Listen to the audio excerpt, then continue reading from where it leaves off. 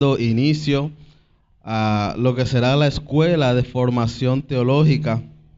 Vamos a estar aventurándonos en estudiar la Confesión de Fe de Londres de 1689 y vamos a estar pasando por cada uno de sus artículos, los 32 artículos que contiene esta confesión.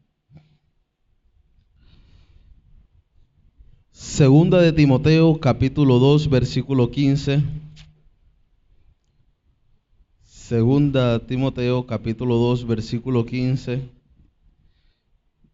Así que, hermanos, estad firmes y retened la sana doctrina que habéis aprendido, sea por palabra o por carta nuestra.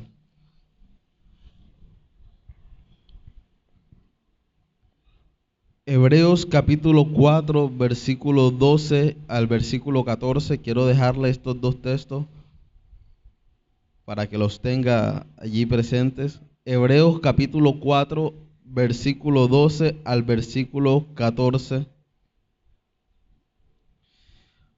Porque la palabra de Dios es viva y eficaz, y más cortante que toda espada de dos filos, y penetra hasta partir el alma y el espíritu, las coyunturas y los tuétanos, y discierne los pensamientos y las intenciones del corazón. Y no hay cosa creada que no sea manifiesta en su presencia. Antes bien, todas las cosas que están desnudas y abiertas a los ojos de aquel a quien tenemos que dar cuenta.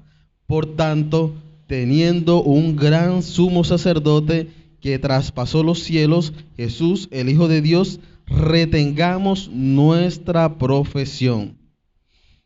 Desde esta mañana estaremos dando inicio a este estudio de la Confesión de Fe de Londres de 1689 y veremos cómo la palabra de Dios es la única base en la que descansa la confesión, haciéndole un maravilloso instrumento que nos ayudará a reconocer las verdades en las Sagradas Escrituras.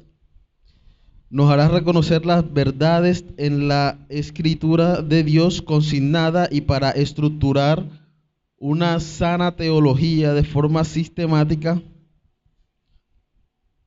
para de esta forma estudiarlas y poder hacer una correcta defensa de nuestra fe. Además de identificarnos como una iglesia histórica, que nos unimos a postulados cristianos que son antiguos, vamos a ver las diferentes doctrinas las cuales estaremos abrazando. Por ello y por todos los otros beneficios que le aporta realmente a una iglesia local, el identificar su fe, el abrazar su fe, el poder reconocer su fe, estaremos desde hoy entonces adelantando estos estudios. Como lo describía el texto que partíamos, es necesario retener la doctrina que hemos aprendido, sea por palabra o por carta nuestra. Como cristianos tenemos acceso a lo que es la palabra del Señor, aquellas instrucciones que fueron establecidas por Él. Hoy podemos conocer su voluntad. Ahora no solo se nos demanda ser conocedores de ella, sino también retener esta doctrina y, como lo expresaba también el texto de Hebreos, poder hacer defensa en algún momento de eso que hemos aprendido, de eso que retenemos como fe. El día de hoy vamos a estar haciendo una pequeña introducción a lo que sería este estudio de la confesión de fe. Antes de adentrarnos de lleno al primer artículo, vamos a estar viendo primero las necesidades del estudio sistemático doctrinal. Vamos a estar analizando la necesidad del estudio sistemático doctrinal. Vamos a analizar también la confesión bautista como una buena herramienta para esa necesidad. la confesión bautista como una herramienta para esa necesidad, vamos a estar viendo como tercer punto el contexto y propósito de la confesión. Contexto y propósito de la confesión. Y terminaremos viendo los rasgos distintivos de la Confesión de Fe de Londres de 1689. Bien, primero entonces vamos a ver la necesidad del estudio sistemático doctrinal. Segundo, la confesión bautista como una buena herramienta para suplir esta necesidad. Tercero, el contexto y propósito de la confesión. Y cuarto, los rasgos distintivos de nuestra confesión. Bien, pasemos de lleno al primer punto, y es la necesidad del estudio sistemático doctrinal. Y existen básicamente tres razones por las cuales debemos darnos a la tarea de estudiar de una forma sistemática. Ahora, cabe resaltar que cuando hacemos referencia a un estudio sistemático, es decir, un estudio teológico, de esta forma describimos es un estudio de forma ordenado. ¿Qué quiere decir? Cuando nos encontramos entonces frente a una teología sistemática, no nos está presentando unas nuevas doctrinas, no nos está presentando enseñanzas nuevas, sino que recoge la diferente información plasmada en la Escritura sobre un tema específico y lo agrupa. Es decir, a lo largo de toda la Escritura pueden hablarnos sobre Cristo, sobre el Hijo de Dios. Pero ¿qué hace entonces el estudio sistemático? Recoge toda esta información y lo agrupa presentando una sola doctrina, que sería la doctrina de Cristo o cristología. Entonces la teología sistemática no altera la base, que es la Escritura, sino que lo que hace es ordenarla, pero ¿con qué fin? Para estudiarla de una mejor forma. Esto es lo que hace también entonces la confesión. Agrupa todas las doctrinas que se encuentran dentro de la Escritura y las plasma en 32 artículos, es decir, lo que en ese momento la iglesia pensaba con respecto a esas 32 doctrinas, lo plasma en esa Escritura. Bien, ahora básicamente, ¿por qué es necesario estudiar esta doctrina de forma sistemática? Las razones les tengo tres. Primero, es porque la Biblia lo demanda. La Biblia lo demanda. El texto del cual partíamos, 2 Timoteo capítulo 2, versículo 15, dice: así que, hermanos míos, estad firmes y retened la sana doctrina que habéis aprendido, sea por palabra o por carta nuestra. Ese así que describe un carácter imperativo, es una orden que se le está entregando. ¿Y cuál es el llamado que se está haciendo? Estar firmes, retener la doctrina que has aprendido. Vemos entonces, como anunciábamos, que no basta con conocer la palabra, saberse desde el principio hasta el fin la Escritura, sino que debemos ser retenedores de esa doctrina. El apóstol Pablo, escribiéndole a esta iglesia, presenta un orden que parte de una realidad, y es que la iglesia había sido ya adoctrinada, ya le había sido enseñada, ellos aprendieron doctrina, y ahora se les llama a estar firmes en esa doctrina que aprendieron. Ahora puede parecernos ilógico del por qué, si ya conocen de doctrina, porque se está llamando a estar firme en ella. ¿Acaso pueden cambiar en algún momento esa verdad que han aprendido? Pues sí, es posible. De hecho, el apóstol Pablo lo vivió con la iglesia de Galacia. En Gálatas capítulo 1, versículo 6 al versículo 8, note cómo lo registra Gálatas capítulo 1, versículo 6, versículo 8. Estoy maravillado de que tan pronto os hayáis alejado del que os llamó por la gracia de Cristo, para seguir un evangelio diferente. No que haya otro, sino que hay algunos que os perturban y quieren pervertir el evangelio de Cristo.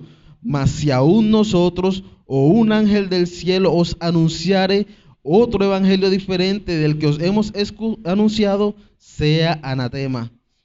Pablo exhorta a la iglesia de Galacia, exhorta a los Gálatas, ya que ellos habían sido adoctrinados, ya se les había enseñado el evangelio. ¿Y qué hacen ellos? Se dejaron llevar por falsos maestros que estaban enseñando una doctrina completamente diferente. Entonces muestra cómo es necesario no solamente ser adoctrinado, sino después retener esa doctrina. Retener esa doctrina. La iglesia, Pablo le dice a los Gálatas, estoy maravillado que tan pronto se alejaron del que los llamó a la gracia de Cristo. Ahora, él aclara, no que haya un evangelio diferente, no que existan muchos evangelios y usted escoge en cuál creer. No, el evangelio es uno solo, sino que hay muchos que lo que hacen es pervertir, perturbar el evangelio de Cristo, como lo expresa Pablo. Entonces, vemos que la escritura demanda en primera medida el que se estudie, el que seamos adoctrinados, pero también que retengamos esa doctrina que ahora conocemos. Ahora, la segunda razón por la cual debemos estudiar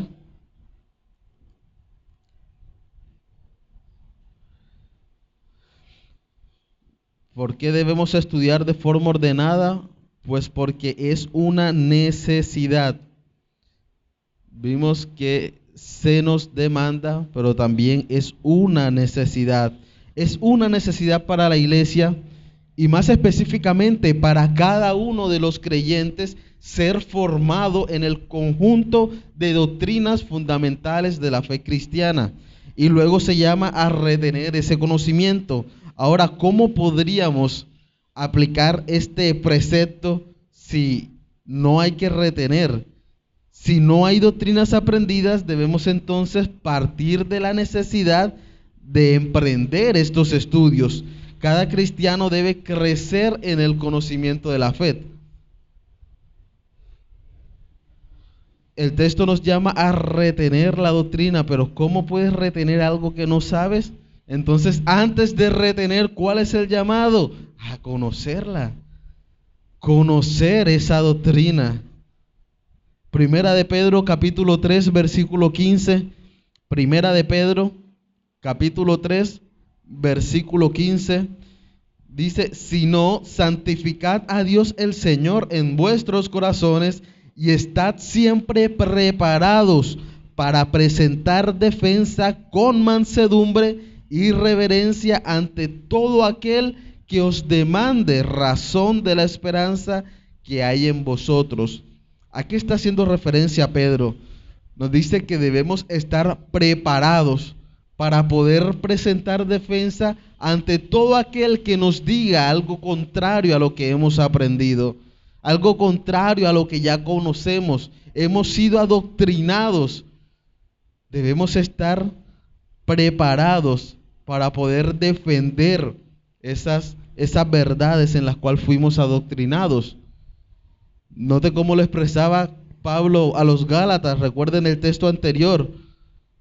Mas si aún nosotros o un ángel del cielo os anunciare otro evangelio, sea anatema. Pedro te dice aquí, debes estar preparados para presentar defensa ante todo aquel que vendrá a decirte que aquello que tú conoces no es así. Y la única forma, mis hermanos, para poder presentar esta defensa, Pedro dice, es estando siempre preparados. De la misma forma que un futbolista entrena todos los días, aun si habrá o no habrá partido, él debe estar en las condiciones físicas preparados para cualquier encuentro. De esta misma forma, como creyentes, se nos llama a estar preparados, para presentar defensa con mansedumbre y reverencia ante todo aquel que demande razón de la esperanza que ahora hay en ti. En tu corazón ahora hay una esperanza que es Cristo, pero debes conocer la palabra, debes retener esa verdad para que cualquiera que venga ahora a decirte que esa esperanza es falsa, puedas poder presentar defensa. Entonces se nos describe que es necesario ser adoctrinados y es necesario retener esa doctrina.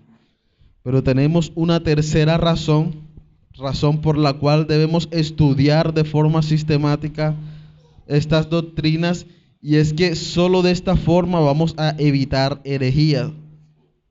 Solo de esta forma vamos a evitar herejías. Primera de Timoteo, capítulo 6, versículos 3 y 4. Primera de Timoteo, capítulo 3, versículo 3 y 4. Dice: si alguno enseña otra cosa y no se conforma a las sanas palabras de nuestro Señor Jesucristo y a la doctrina que es conforme a la piedad, está envanecido, nada sabe y delira acerca de cuestiones y contiendas de palabras, de las cuales nacen envidias, pleitos, blasfemias, malas sospechas. Conformarse a las sanas palabras de nuestro Señor Jesucristo, conformarse con la doctrina que lleva la piedad. ¿Cómo podría usted conformarse a la doctrina que no conoce? ¿Cómo la iglesia podría evaluar a un pastor, a un maestro o a un predicador si la iglesia no ha conocido y retenido su doctrina?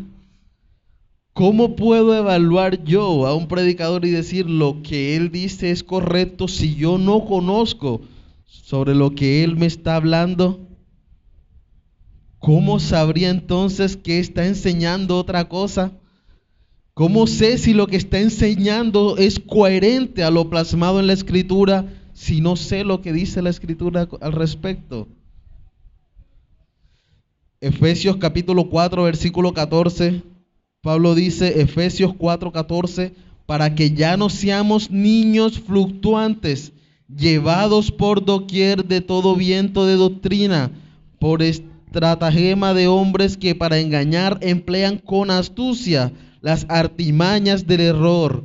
Una razón por la cual debemos conocer la doctrina y retenerla es para ya no fluctuar.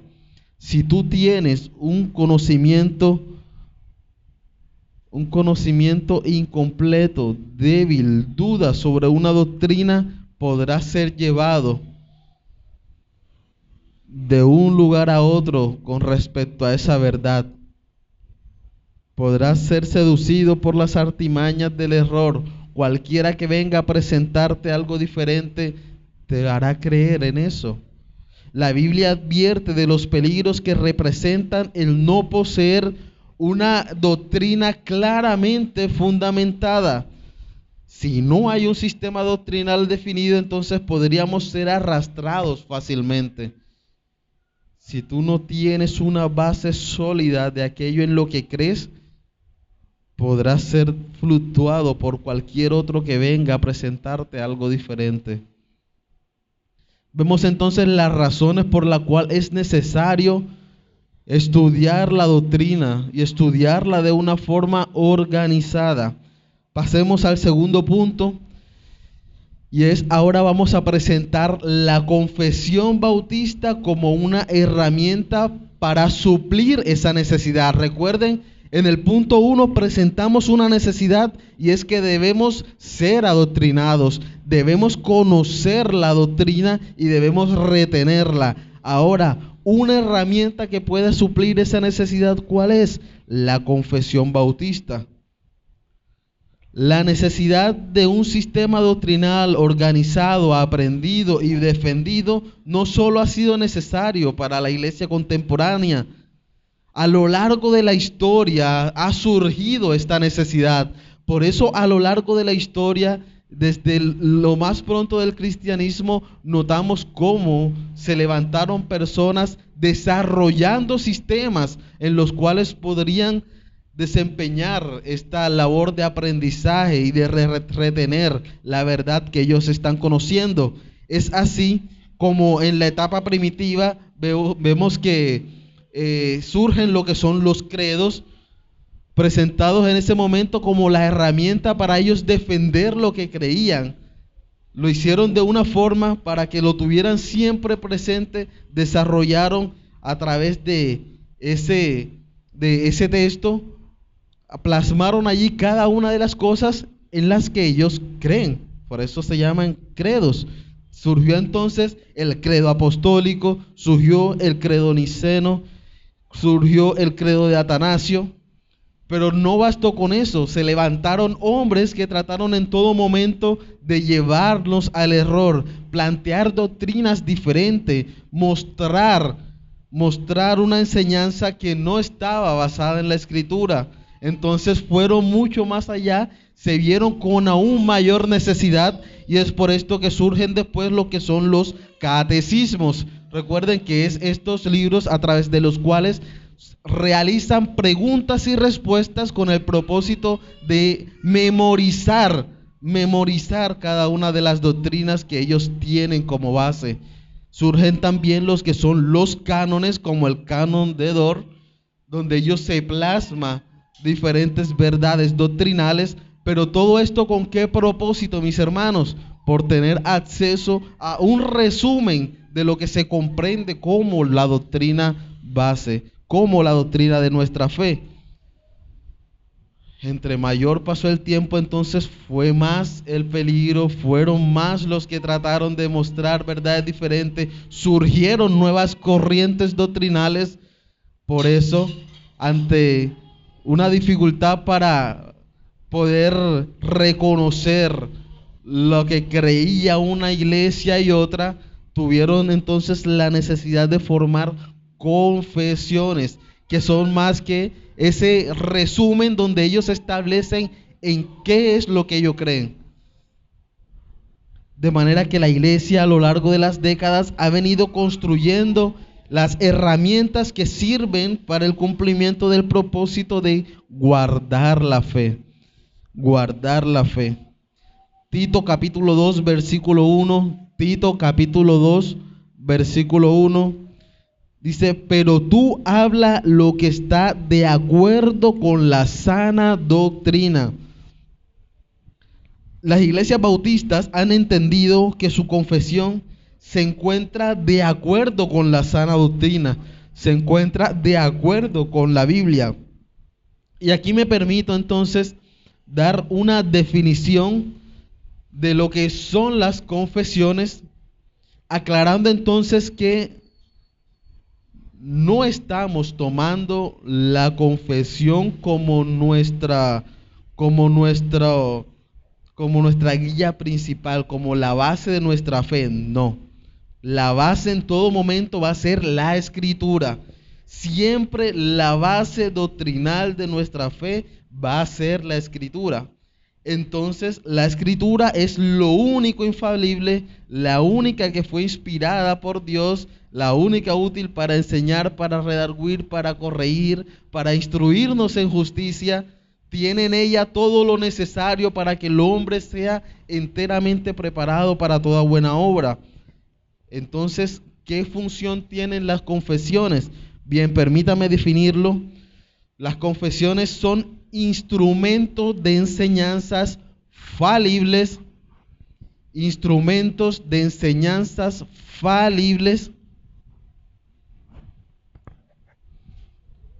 que resumen nuestra comprensión de la Escritura.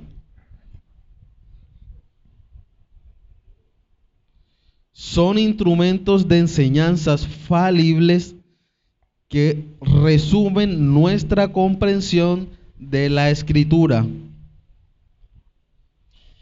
Y con esta definición, mis hermanos, quiero alejarme de todo pensamiento de que la base de nuestra fe es la confesión. No.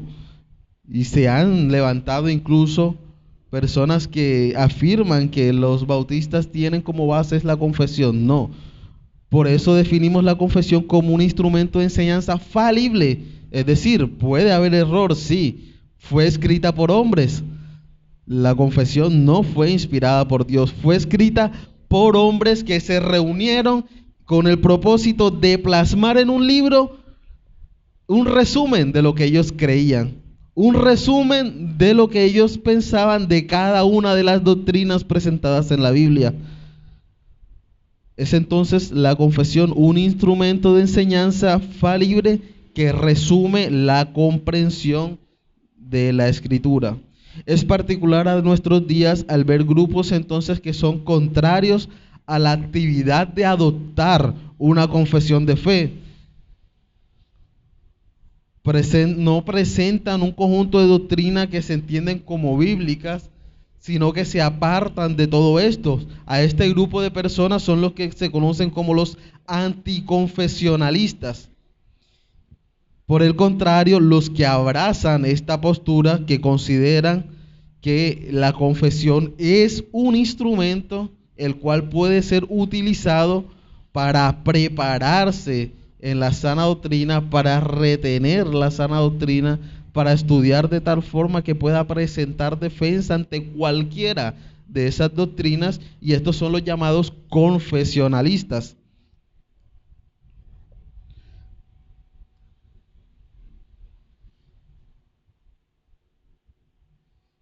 Lo que este grupo de personas afirmaba delante de la confesión es que ellos estaban equivocados porque al ser confesionalista desechaban la suficiencia de la Escritura.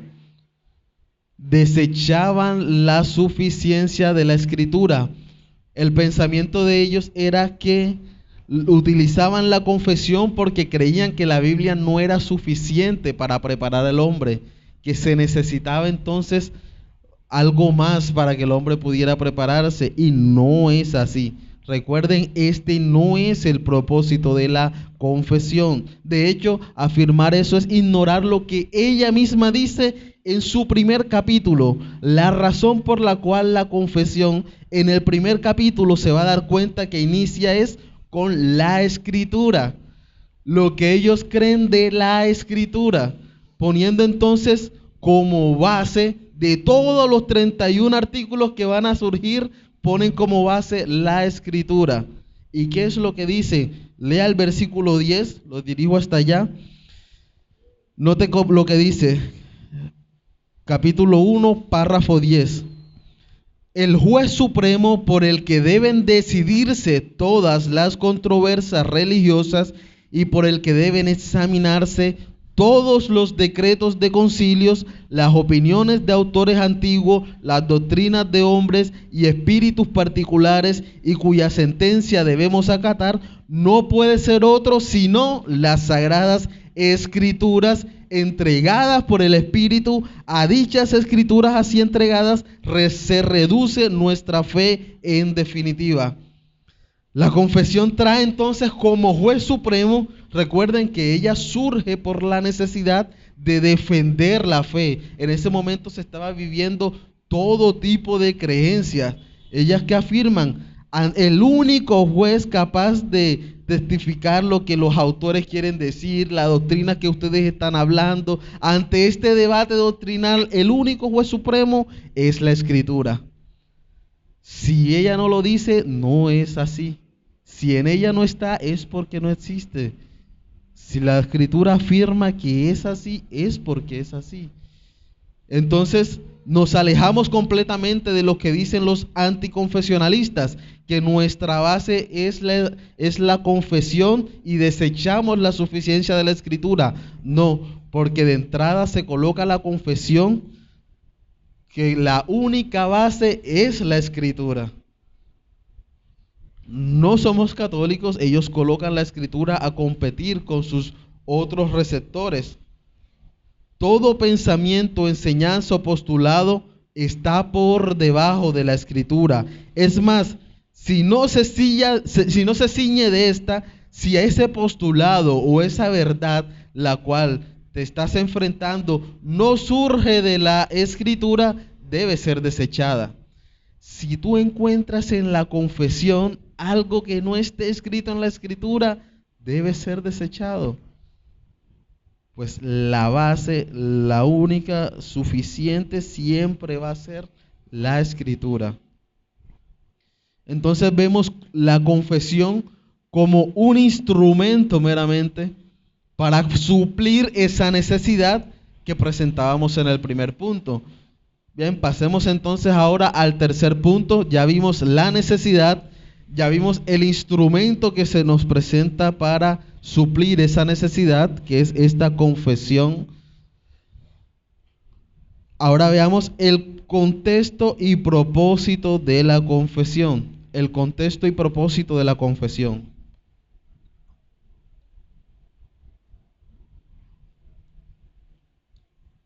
Es importante reconocer por lo menos un poco de la historia de la Confesión Bautista de Londres de 1689 y de esta manera poder determinar por qué adoptarla a ella y no a un gran número de confesiones que surgieron también. En el siglo XVI, el rey de Inglaterra, el rey Enrique VIII, pide la anulación de su matrimonio con Catalina de Aragón, quien era en ese momento su esposa, a lo que la Iglesia de Roma se niega y él decide entonces, por medio del acta de supremacía real, separarse política y teológicamente de Roma.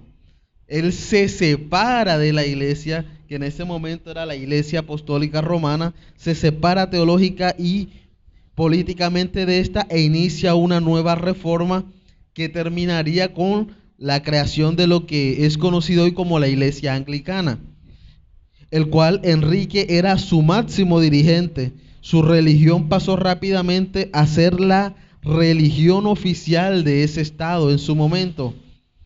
La reforma favoreció a muchos grupos descontentos con los abusos. Aprovecharon ese momento en el cual Enrique decide separarse política y teológicamente de la Iglesia, y todos aquellos que pensaron que en algún momento estaban sufriendo abusos por parte de la Iglesia, aprovechan el momento para también presentar su reforma, como lo eran entonces movimientos como los de los Lollardos, que eran los que estaban siendo guiados por las enseñanzas de John Wycliffe. Algunos historiadores están de acuerdo que al estar insatisfechos con la reforma iniciada en Inglaterra, algunos puritanos salieron a formar sus propias congregaciones. Estos fueron llamados como los separatistas, ya que se separaron de todo lo que se había establecido en ese momento política y teológicamente, y esto dio origen a diferentes iglesias, como son las iglesias presbiterianas, las iglesias congregacionalistas y la iglesia bautista. A mediados de 1644, 7 congregaciones bautistas se vieron en la necesidad de reunirse para tratar un tema en el que estaban siendo afectados como comunidad, que manifestaban su fe. Se expandía la noticia entonces de que los bautistas y los anabaptistas eran lo mismo. Se daba a conocer que los baptistas y los anabaptistas eran lo mismo. Muchas ramas de los anabaptistas, que eran claramente unos revolucionarios, eran extremistas, muchos eran unitarios, surgieron que realmente habían doctrinas completamente diferentes a las que estaban creyendo en ese momento los bautistas. Por eso los bautistas particulares eran señalados de pertenecer a este grupo, y es así como esta iglesia se ve en la necesidad de presentar de forma escrita cuáles son las verdades en las que ellos creen, y de esta forma poder ser diferenciados de los anabaptistas. Los bautistas particulares eran señalados por pertenecer a este grupo, y es así como esta iglesia se vio en la necesidad de presentar su confesión de fe con dos propósitos específicos. Y fueran separar y unir. separar y unir. Separar, ¿por qué? Era necesario hacer una notoria separación de la iglesia bautista particular y cualquier otro grupo que no se sume a lo que se entiende como resumen de las doctrinas confesionales de nuestra fe. Su intención entonces era separarse de todas aquellas religiones que estaban surgiendo, de todas aquellas corrientes por las que estaban siendo comparados. Por eso ellos se ven en la necesidad de plasmar en este libro lo que ellos creen y en qué se diferencian a estas otras corrientes. Pero también tenía el propósito de unir. La confesión sirve para públicamente demostrar la unidad que se tenía con las otras confesiones ortodoxas. Es así entonces como elaboraron el escrito y en su portada decía la razón de esta. En portada tenemos el título La confesión de fe de 7 congregaciones o la Iglesia de Cristo en Londres. Era este el título que presentaba este libro. La confesión de fe de 7 iglesias de Cristo en Londres. La Confesión Bautista de Londres de 1644 consta de 53 artículos. Primero entonces surge lo que es la Confesión de 1644. Ella contenía 53 artículos ricamente expuestos en un lenguaje claro. Era reformada, enfatizaba la autoridad de la palabra de Dios y fue la base de la expresión bautista. En 1646 se estructura la Confesión de Westminster. El resultado de la Asamblea de Teólogos de Westminster, fuertes discusiones entre los teólogos escoceses y los ingleses, hacen que surja esta confesión con 33 artículos. Y ya para 1658 se estructura la Confesión de Saboya. Se basó también en la de Westminster, pero se separó en un asunto que era específicamente del gobierno eclesiástico, pues ellos eran dirigidos de una forma congregacionalista.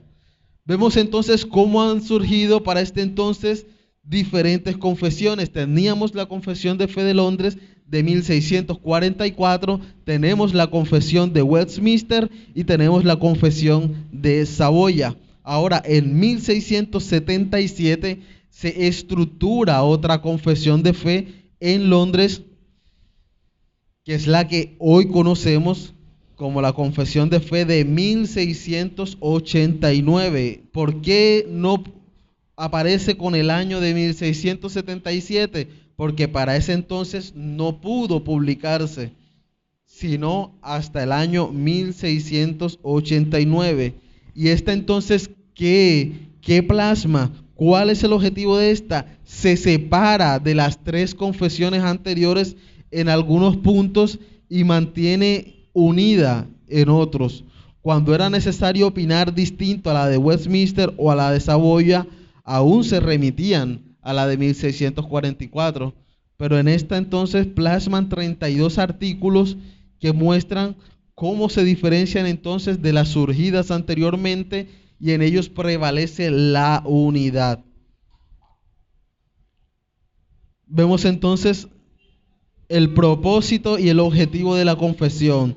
Ahora, ¿en qué se diferencia esta de las anteriores?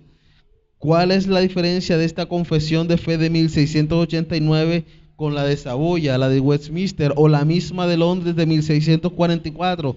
Veámoslo en el siguiente punto, y es los rasgos distintivos. Cuarto punto, rasgos distintivos.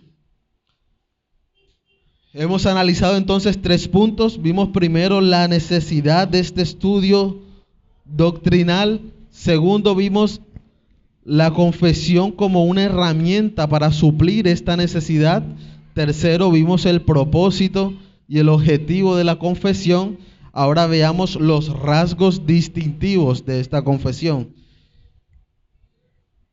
Y vamos a encontrar específicamente 5 rasgos distintivos de la Confesión de Fe de Londres de 1689. Primero, tenemos la ortodoxia teológica. Primero, ortodoxia teológica.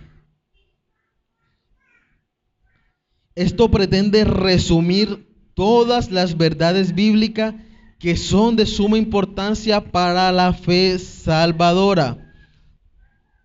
Es decir, que dentro de esta confesión no vamos a encontrar verdades nuevas. No, recuerde que se mantiene como base la Escritura. Entonces, las doctrinas que se establecen en esta confesión son las doctrinas que vienen desde lo largo de la historia del cristianismo: la doctrina de Dios, sus atributos, Cristo, su doble naturaleza, la iglesia. Todas estas doctrinas permanecen. No estamos hablando entonces de esta confesión como unas doctrinas actualizadas o doctrinas nuevas que han surgido a lo largo de la historia. No, en ella prevalece la ortodoxia teológica.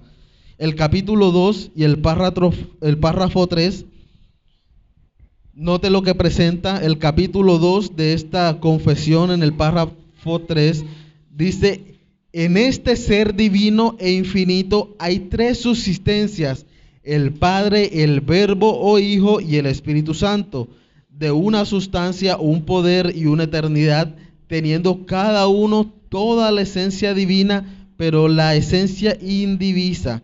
El Padre no es de nadie, ni por generación ni por procesión. El Hijo es engendrado eternamente del Padre, y el Espíritu Santo procede del Padre y del Hijo.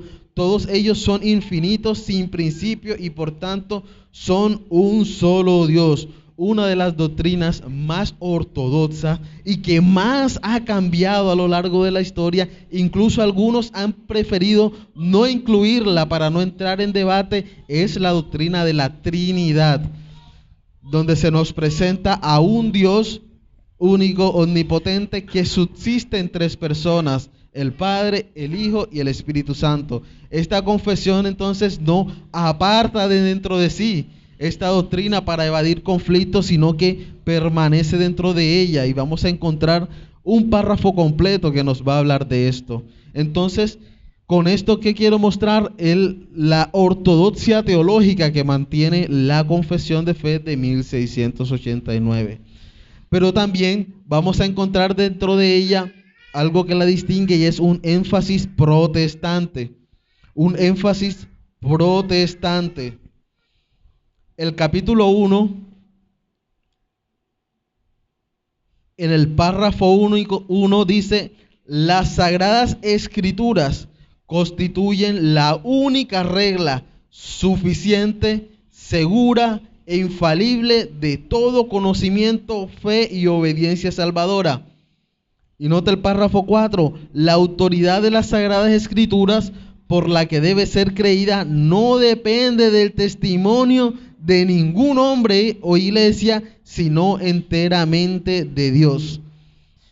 ¿A qué hago referencia como un énfasis protestante? Muestro estos 2 ejemplos. En el primero vemos cómo se mantiene la legitimidad de la Escritura.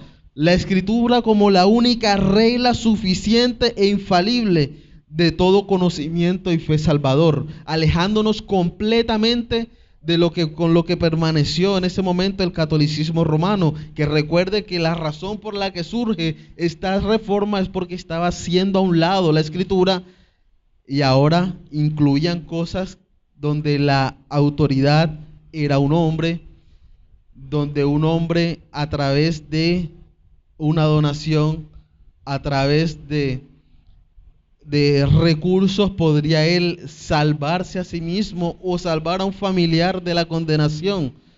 Desecharon completamente la suficiencia de la Escritura, mostrando entonces ahora una iglesia que se fue a lo más político posible, en lo cual se benefició en muchas ocasiones del dinero. Incluso formó doctrinas para beneficiarse, como lo vimos en la creación de las indulgencias, en los cuales vendían certificados en la cual te mostraban que tú eras salvo o certificado de que tu pecado había sido perdonado, que incluso personas antes de cometer algún pecado primero iban y conseguían este certificado para que se fuera perdonado eso que iban a realizar. Desecharon entonces completamente la Escritura y esta reforma se levanta para volver a la base que es la Escritura. Entonces, esta confesión mantiene esa base, pero también nos alejamos completamente de lo que vive la iglesia el día de hoy, en lo que la suficiencia no se basa en la Escritura, sino en el testimonio de un hombre.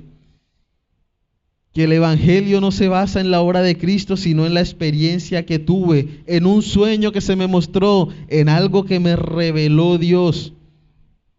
Por eso dice el párrafo 4, la autoridad de la Sagrada Escritura por la que debe ser creída no depende del testimonio de ningún hombre o iglesia. Es enteramente de Dios. Vemos entonces el énfasis protestante que hay en esta confesión.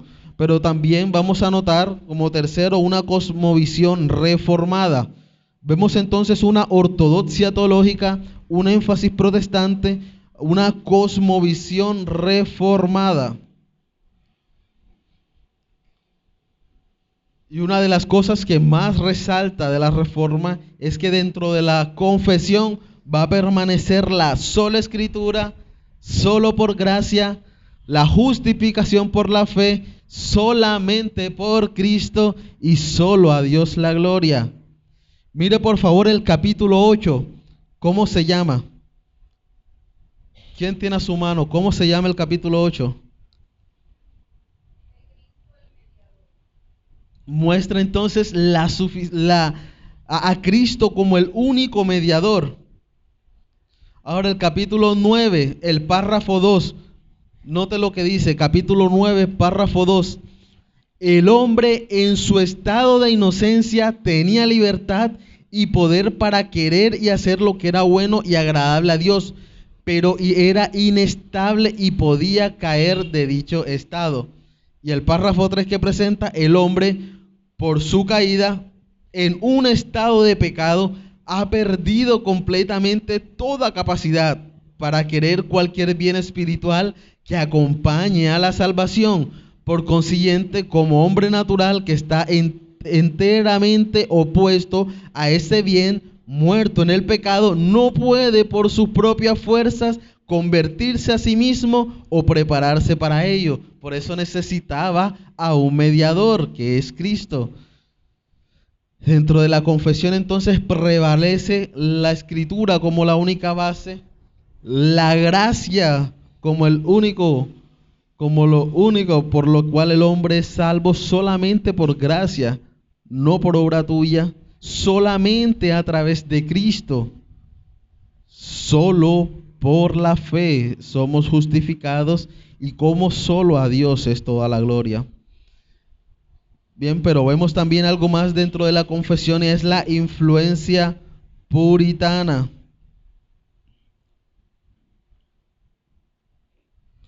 Dentro de ella vamos a encontrar también muchas enseñanzas que surgieron en el puritanismo. Vemos en ella el principio regulador de la adoración. Vamos a notar cómo en todo momento se dirige al hombre para una adoración regulada que irá al final solamente a Dios.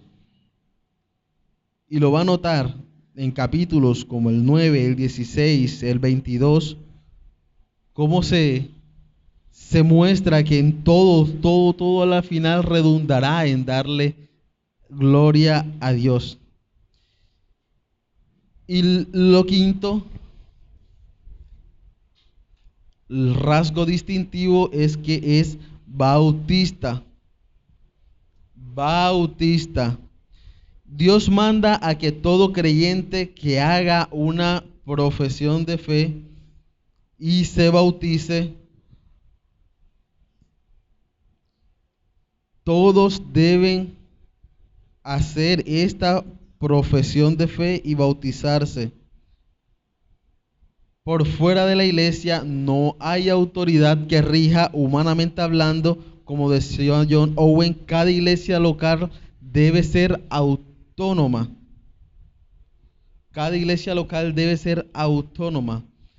Se nos presenta dentro de esta confesión esa profesión de la fe que se da de una forma consciente, es decir, tú profesas la fe que tienes, tú te reconoces como pecador, reconoces que no puedes por tus propios medios obtener la salvación, reconoces que necesitas a Cristo y tomas la decisión entonces ahora de seguirle.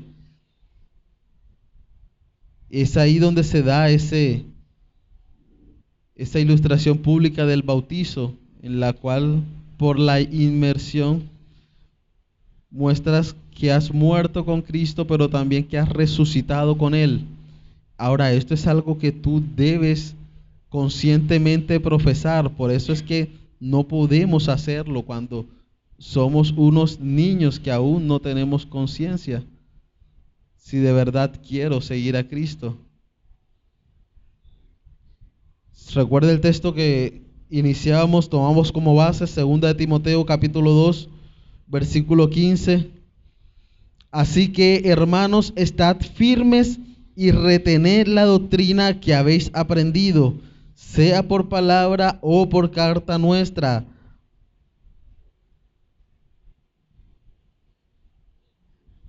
Con esta introducción entonces vimos a lo que nos vamos a estar adentrando, si el Señor así lo permite, y es el estudio de esta confesión. Vamos a estar analizando detalladamente cada una de las doctrinas presentadas en ellas, y quiera Dios que el Señor nos permita poder conocer y retener estas verdades plasmadas, teniendo claro que no es sino un instrumento. Recuerden la definición. Tienen como tarea memorizar la definición, se la vamos a estar preguntando. La confesión, instrumento de enseñanza falible que resumen nuestra comprensión de la Escritura. Bien, mis hermanos, hasta aquí entonces esta introducción. Si Dios permite, en la próxima clase ya vamos a entrar adentrándonos en el primer capítulo, y es de las Sagradas Escrituras. ¿Alguna pregunta, mis hermanos? ¿Algún comentario? Sé que apenas es la introducción, apenas estarán surgiendo y bueno, quiera Dios que sea así. Recuerden que lo beneficioso de este espacio es eso, que usted pueda resolver sus dudas de inmediato, pueda resolver cada una de su inquietud, cada uno de sus aportes va a beneficiar este aprendizaje. Entonces los animamos a que cualquier inquietud, dígala, hágala, cualquier comentario, cualquier aporte, todo, créame que valdrá la pena. Bien, mis hermanos, dejemos hasta aquí entonces, pasemos a un pequeño receso. Será llamado nuevamente para continuar el culto.